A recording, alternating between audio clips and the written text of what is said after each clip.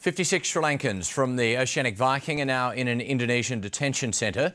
The Rudd government welcomed confirmation all asylum seekers had left the ship, saying the resolution comes from its deal to entice the Tamils ashore. But opposition leader Malcolm Turnbull has attracted condemnation for accusing the Prime Minister of weakening on people smuggling.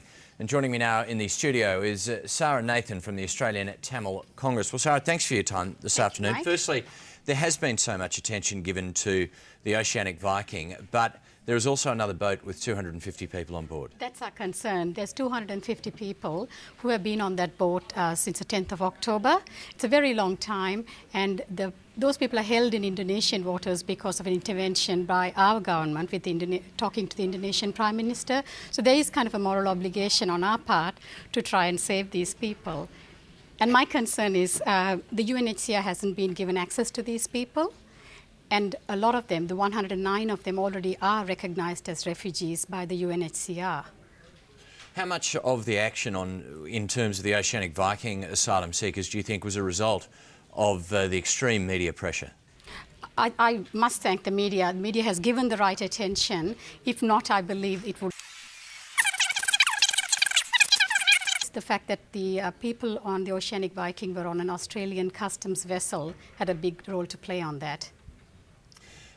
Looking more broadly, there are some suggestions that many of the people are actually many of these Tamils are economic refugees. What is your response? Not at all. I mean, if you had that kind of money, I've heard that they've paid something like $15,000 to $16,000 to get on that boat and come to Australia. If they had that kind of money in Sri Lanka and Sri Lanka was a peaceful place, they'd be better off there. What's the point in paying all that kind of money, arriving in this country with not $1 in your pocket?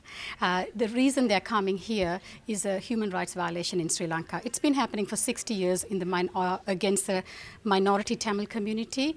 The last 25 years was a civil war, as we all know. The war has ended, like our foreign minister says. Sri Lanka has won the war, but now it has to win peace. And having 300,000 people in internment camp, military-run internment camps, is not a good way to go about it. How is, in your opinion, the Sri Lankan government handling this aftermath to this peace? Unbelievable. It's terrible. They are not giving UNHCR access to the people inside these camps. They are Tamil civilians. There is no need to lock them up in barbed wire fences and keeping families separated, children separated from their parents. I mean, these people have gone through trauma, hiding in bunkers from cluster bombs, which are illegal. These were all used, apparently up to 200,000 Tamil civilians have been killed through this whole war. And now 300,000 people are kept in internment camps. ICRC doesn't have a register, and there's claims, and I believe those claims, several thousands of people are going missing.